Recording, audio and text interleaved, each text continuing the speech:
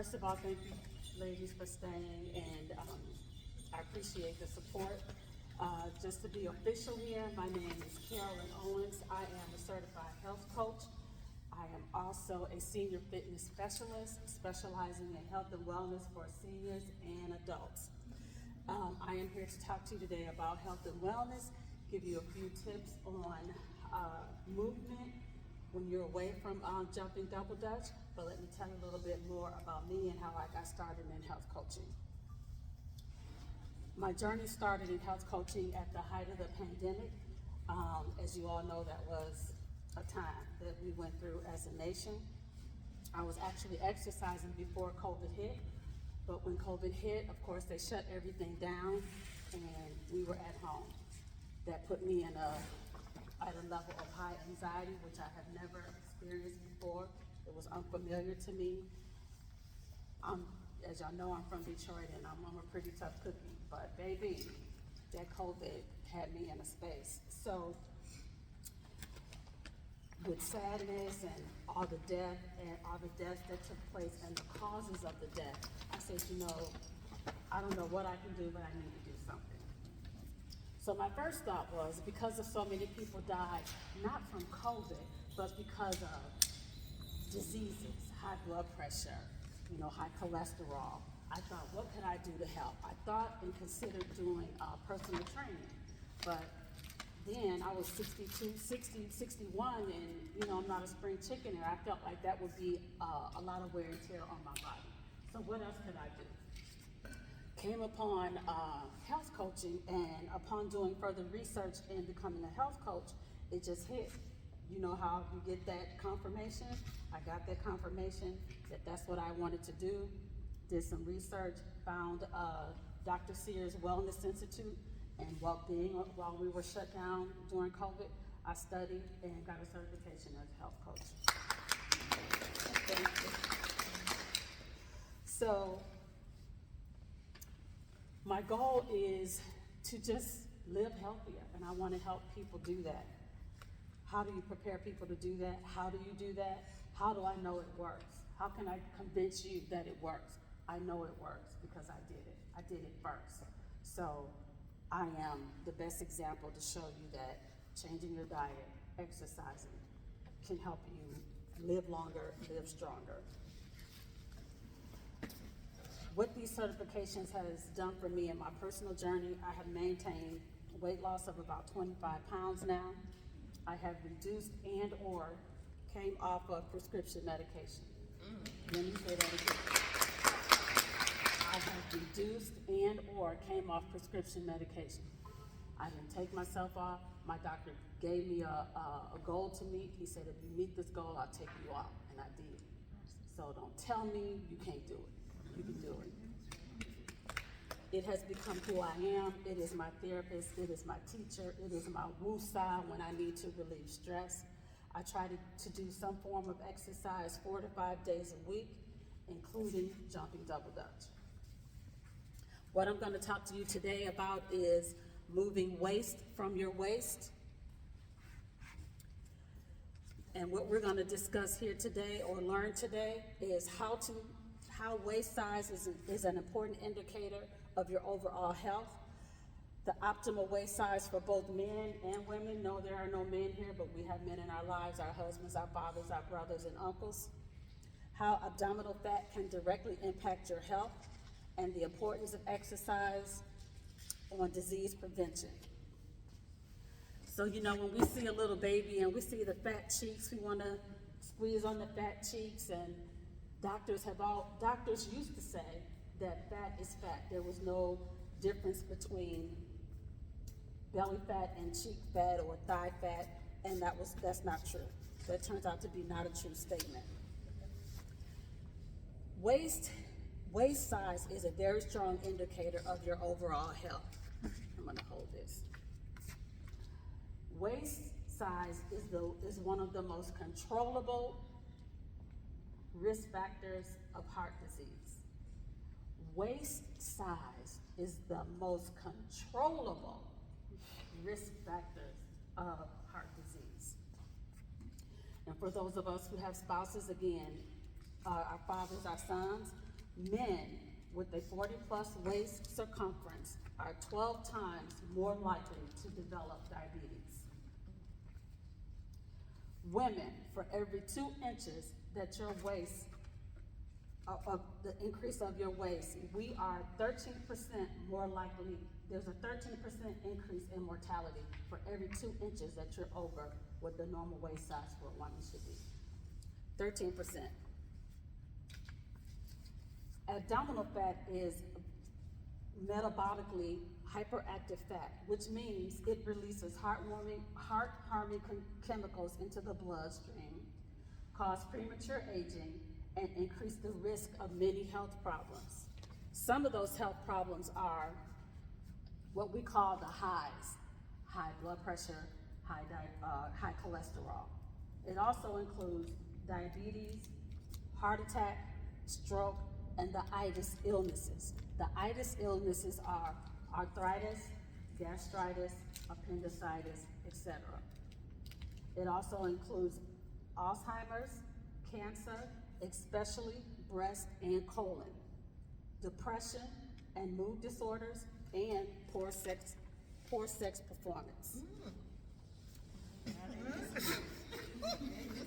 Again, for the men, the waist should be, the measurement for men, waist should be less than what their hips are. And again, the waist size for a man should be 40 inches or less. Wait, say that one more time. For men, For me. your waist should be less in measurements than his hips. And the waist size for a man should be 40 inches or less. For a woman, our waist should be less than our hips, and the waist size for a woman is 35 inches. That's for the melon color people. I don't know your height. It's not about the height. I'm gonna show you the proper way to take the measurement of your waist. You wanna start where your belly button is, and you wanna be 1 inch above your belly button. And I'm gonna measure mine, and I'll tell you what it is, cause I ain't ashamed. Here's my belly button. I'm 1 inch above, and I am at 39 inches.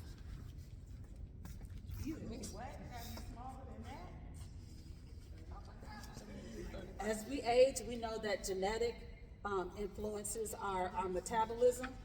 We know that, as women especially. So a slight increase in body fat as we age is normal. When describing conditions like overweight or obese, doctors may use the term preterm diabetes, which is what happened in my case. I went to the doctor for one thing and left with a whole slew of other things. However, if you reduce your waist size by 20%, you reduce your chance of having a heart attack by 20%. Wow. If you reduce your waist size by 10%, you reduce your chance of having a heart attack by 10%, so forth and so on. The first tool for healthy aging is to reduce your waist.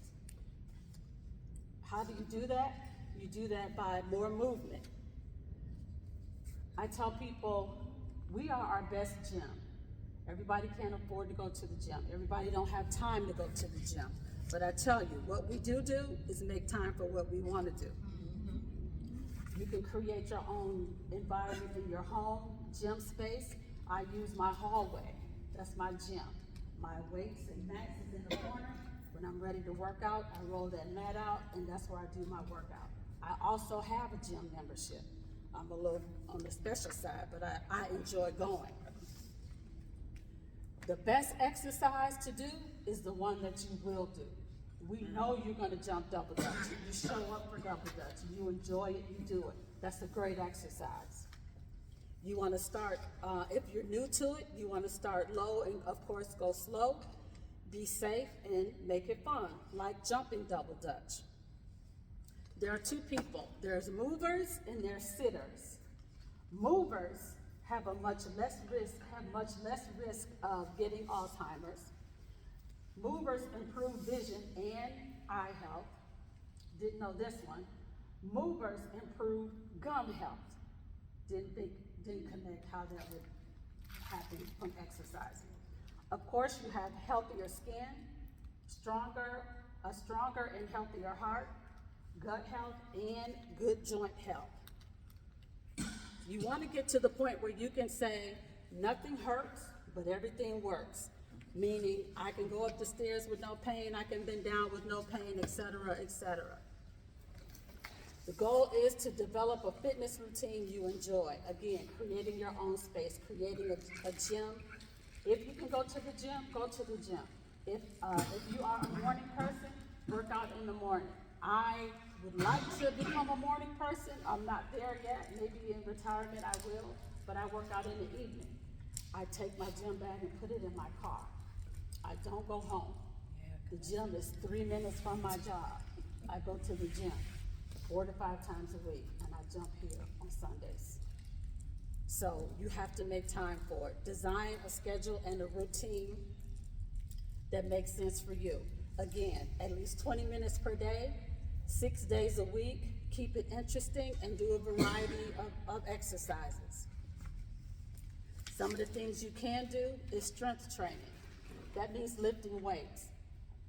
I don't want to hear, I don't want to bulk up, I don't want to look like a man. First of all, you're not a man. If you are not training for a competition, bodybuilding competition, you are not going to bulk up. You're not even disciplined enough in your daily routine. I don't want to fuss at y'all, but you're not disciplined enough in your daily routine to be consistent in working out. So don't worry about lifting weights. Lift the weights. Lift the weights. Another movement is endurance cardio. Double Dutch is cardio. Hopscotch, that's cardio. Agility rings, hula hoop, all that is cardio. But incorporate that into your daily lives and not just on Sundays. And last is flexibility. Some type of stretching, some type of yoga. YouTube is full of videos on yoga and stretching. Pop one in. If you don't want to do a 30-minute yoga session, find one for 10 minutes. Find one for 15 minutes. You're not going to do it perfect the first time. Keep going. You may not be able to do all the moves. Keep going until you eventually get where you want to be. Some of us here is having issues with our shoulders. If you're not doing physical therapy, find a video or exercises that you can do to help with a better movement in your shoulders or your knees or whatever that is. So the point is, move your bodies, lift the weights, get the cardio in, get your heart rate up. Increasing your heart rate will give you more endurance. You don't tire as fast. Flexibility. As we get older and we are living longer, you want to be able to still move. You want to be able to reach up for something or grab the grandbaby or get something out of the cabinet, or if you have to move quickly out of the way of a car. You got to keep your body flexible for those things. And lastly, I'm going to leave you with 3 movements that you can do. I'm going to challenge you to give yourself 21 days to do these 3 movements. And I want you to call me or come to me personally and tell me what you notice by doing these 3 movements. 21 days. Do it in the morning or do it at night. I don't care when you do it, but just challenge yourself. I want you to tell me how you feel. Some of them we do during our warm-up. One is the high knees, and it's just raising your knee up. Left, right, and left is 1. 20 times, 2. 20 times. The other one is a knee tap, 20 times. Right and left, that's 1. The last one is the ankle tap. You can tap your ankle going forward, or you can tap it going behind you. I did this for 21 days. I'm telling you, I felt the difference. They say if you do something for 21 days, it becomes a habit. Let's make this a habit.